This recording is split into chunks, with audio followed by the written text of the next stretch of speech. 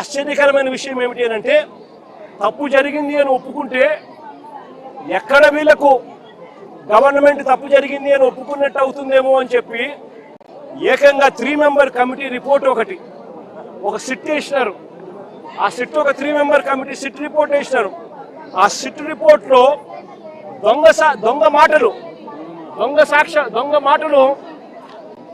ఈ 3 member committee finding report 3 member committee fact finding report ఇది ఒకసారి చూడండి.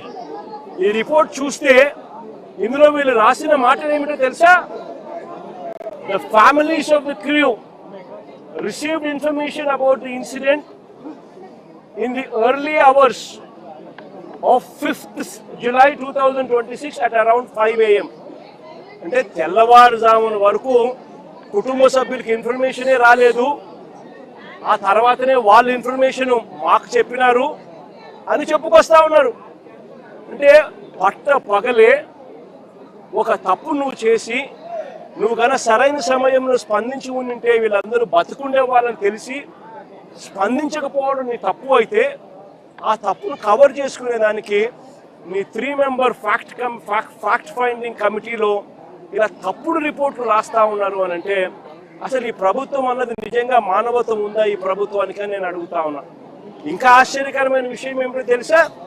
ఇంకా ఆశ్చర్యకరమైన విషయం ఏమిటి అని అంటే ఈ ప్రభుత్వంలో ఇన్సిడెంట్ జరిగింది, కనీసము ఒక్కరంటే ఒక్కరు కూడా కనీసం ఇంటికి కూడా రాల. ఆశ్చర్యం కలిగించే విషయం ఏమిటంటే ముఖ్యమంత్రి పట్టించుకోరు, డిసాస్టర్ మేనేజ్మెంట్ చూసే హోంమంత్రి గారు కనీసం ఈ జిల్లావాసే ఆవిడ కూడా కనీసము రాను కూడా రాలా. ఇదే ఉత్తరాంధ్రకు సంబంధించిన మంత్రి ఫిషరీస్ డిపార్ట్మెంట్ మంత్రి అచ్చెన్నాయుడు, ఫిషరీస్ డిపార్ట్మెంట్కి సంబంధించిన మంత్రి ఇదే ఉత్తరాంధ్రకు సంబంధించిన మంత్రి కనీసము ఆయన కనీసం ఇంటికి కూడా రాలా, కనీసం వీళ్ళ ఇంటికి కూడా రాలా. పైగా ఏమంటారు తెలుసా? వీడియో కాల్ చేశారట. వీడియో కాల్లో వీళ్ళ కుటుంబాలను వాళ్ళు పరామర్శించారు అని చెప్పి అనితమ్మ అంటుంది. హోంమంత్రి డిసాస్టర్ మేనేజ్మెంట్ చూసే మంత్రి అనితమ్మ గారు వీడియో కాల్లో పరామర్శించినామని చెప్తారు.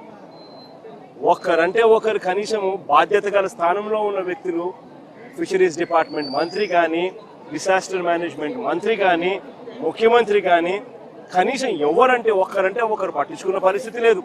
కనీసం వీళ్ళ ఇళ్ల కాడికి వచ్చి వీళ్ళను ఓదార్చి తప్పు జరిగిందమ్మా, ప్రభుత్వం తప్పు చేసేది, కలెక్టర్ స్పందించలేదు అది మా తప్పే, సిఏ పోలీస్ డిపార్ట్మెంట్ స్పందించలేదు అది మా తప్పే, దానికి క్షమాపణ చెప్తా ఉన్నామమ్మా, మీకు కనీసం మనిషిని తీసుకొని రాలేకపోయినా కూడా కనీసం మీ కుటుంబానికి తోడుగా మేము ఉంటామమ్మా అని చెప్పి కనీసం 4 మాటలు మాట్లాడలేకపోయారు ఈ మంత్రులు.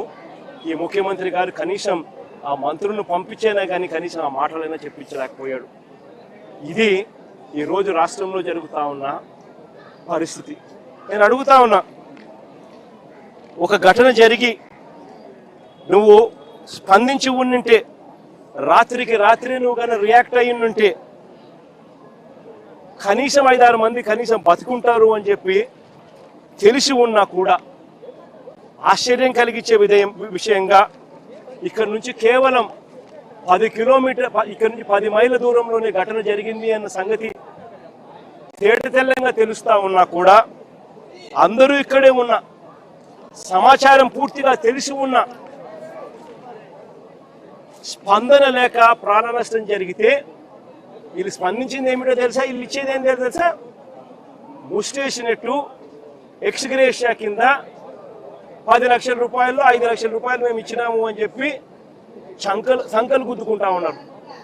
అసలు ఇదే 10 లక్షల రూపాయలు చంద్రబాబు నాయుడు గవర్నమెంట్లో అధికారంలో ఉన్నప్పుడు ఇంతకుముందు ఎవరైనా మత్స్యకారులు చనిపోతే ఎక్స్గ్రేషియా కింద కేవలం 5 లక్షలు మాత్రమే ఇచ్చేవాళ్ళు. అట్లాంటిది వైఎస్ఆర్సీపీ అంటే మా ప్రభుత్వం వచ్చిన తర్వాత 5 లక్షలు 10 లక్షలు మేము పెంచినాం. అంటే ఎవరు చనిపోయినా కూడా, వేటకు వెళ్ళి ఎవరు చనిపోయినా కూడా ఆ మత్స్యకారుల కుటుంబం ఆవేదనకు లోనవుతుంది. వాళ్ళ కుటుంబాన్ని చూసుకునేవాడు ఎవడు ఉండడు. ఆ కుటుంబానికి అండగా ఉండాలని చెప్పి మానవతా దృక్పథంతో ఆ రోజు మా ప్రభుత్వం అంటే వైఎస్ఆర్సీపీ ప్రభుత్వ హయాంలో 5 లక్షలు 10 లక్షలు పెంచింది.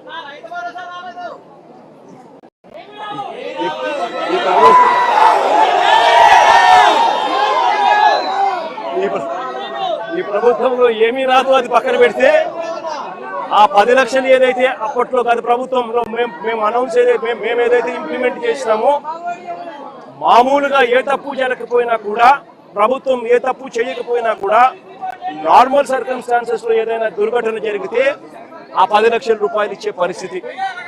అలాంటిది ఇంత ప్రభుత్వం తప్పు జరిగినప్పుడు, ప్రభుత్వమే దీనికి బాధ్యత వహించాల్సిన పరిస్థితి ఉన్నప్పుడు కేవలము ఆ 10 లక్షల